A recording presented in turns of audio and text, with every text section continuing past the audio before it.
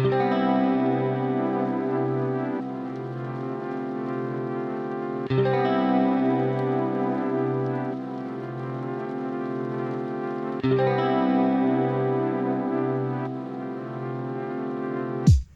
guys, my name is Ryan. Here is my 2021 Alpine White base manual G80 M3. My first car I had my father's old work van. It was a Ford Transit Connect, 2010 I believe, black automatic, and I had that kind of help me get around school. For me, that car was kind of a sign of opportunity and growth. Even though where I came from, everyone was kind of having newer cars, newer vehicles and everything, I had my van.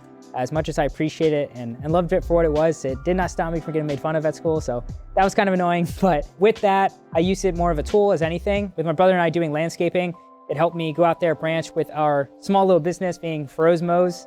Really cute back in high school. We used it, stocked it up with all types of lawnmowers and stuff and moved out. Started cutting grass. It helped us get a substantial amount of cash and eventually helped me go down the road. My junior year of high school had enough to put a down payment for a Ford Mustang EcoBoost. And that car was great. This was before I had really any sense of knowing of driving cars in general. I just thought it was absolutely beautiful. The S550 at the time was pretty recent and it was just astounding. I loved how it looked. The power there, I mean, going from the van to a turbocharged 4-cylinder, as much as I got memed on with being an EcoBoost, it was still such a looker. Being not really financially limited or responsible for other debts and stuff, I thought might as well take the jump and purge to get into something that I've been really passionate about and wanting, and that was a BMW. This was during the craze of COVID where car prices were kind of going up for their values, and I thought it's kind of a perfect time to move on from the car. And I knew it had to be manual. I had no prior experience besides stalling a bunch of my friend's car, but I really wanted the M2 competition. And that car was absolutely gorgeous. I remember seeing on Throttle House and everything, just being the peak enthusiast car, rear-wheel drive, nice and compact, plenty of power, and just had the looks to match. So I saw at one of the BMW dealers local to me, it was actually just off a recent trade-in, and I called in, saw it the next day, and picked it up. Kind of learned and stalled my way home driving it. It was definitely a growing pain. I don't regret it at all. Having that car for a little over a year with around 14,000 miles or 16,000 I put on it, had a lot of fun. I did some autocross and things. Eventually from there, we saw this in the dealer lot as my sister was picking up her car. They were really trying to get it out of the dealer, and I kind of gave myself a question. I did a test drive, I drove it, and it was kind of night and day in comparison for a daily and everything. This car just does it all. So I was absolutely blown away with just what this car has to offer. For how much they were giving me too for the M2, I got out pretty good. So I thought it was the perfect chance to jump out.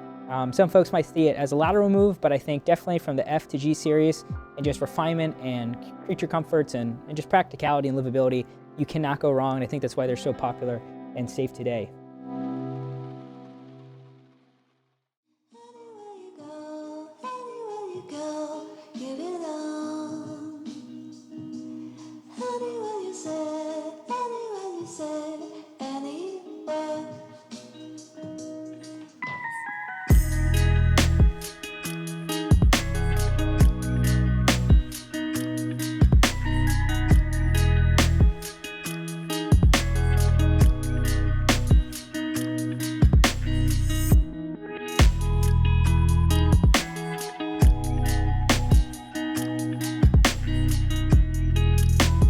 I did see, I remember in middle school when the F-Series F84 M4s or F82 M4s came out and our neighbor got one, I was just in love. I mean, the first time I saw that car, I was like, I need it. I didn't know what it was. And then seeing all the promotional material and everything, I kind of already started fawning for BMWs. But back then I was definitely a hater, saying how much they're just mechanical nightmares and issues. Although some are. I remember my first internship was with my boss. It was a small company, but he had one of the regular 3 Series, but it was my first time in a car that actually handled.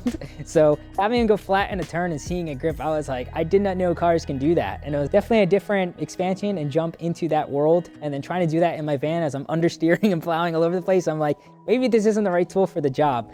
But if anything, knowing that there was that spark of hunger now and interest in it, I think it definitely helped me keep going and understanding that, there is a possibility I can get these things. If I thought little Ryan before having that van into what I have now, I don't think he'd definitely be not imagining what this is, but that's just how life works. God is good, everything is crazy, and you just keep pushing on to the next goal and moving. And I really appreciate the time I had with that car, as much as it was painful at some times. And that was the perfect first car for me to kind of learn, be humbled. And yeah, if I hopped into straight a Mustang, I think first car would be a little different. But when I was out my first time on track, I think it was a defining moment for me as a driver.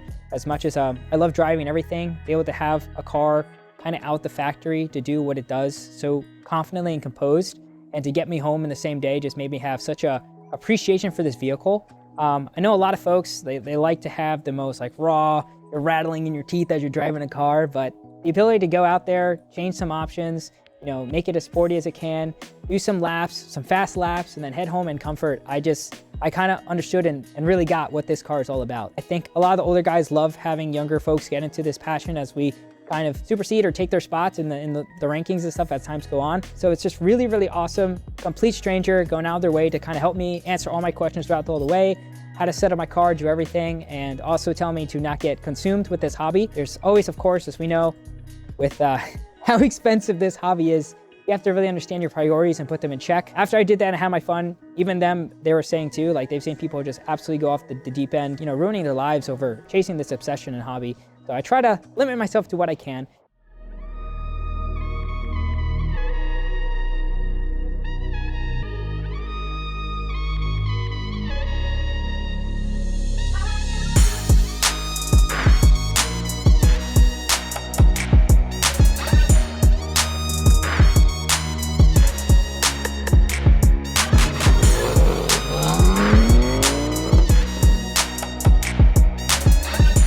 I think perspective is one of the biggest things when it comes to that. Change and shift the perception of things and what's possible really opens my eyes. Seeing how much money and the opportunity costs and everything with the van that I could use with this landscaping. So we got our first estimate, someone agreed to it, and it was at a pretty wowzer numbers. We're like, yeah, this could be pretty awesome. So kind of becoming my own boss, kind of taking life in a way that I can control it, especially with him, and just having the constant guidance from my parents and everything to kind of push to be, you know, be motivated, be that go-getter, and kind of, if I want something, make it happen. Currently do software engineering at my job. Very happy with it. It's very good for me, helps me help do everything I'm doing, constantly thinking. Without this experience, I don't think I'd be as well-rounded as a person, as it definitely helped me grow and propel to the man I am today. So very proud of that. Experiences, that time, all the effort and energy I don't think was wasted at all. Yeah, I don't really regret anything. It was a great way to kind of grow out of my adolescence, I think, with that opportunity in business. Count your blessings, you know.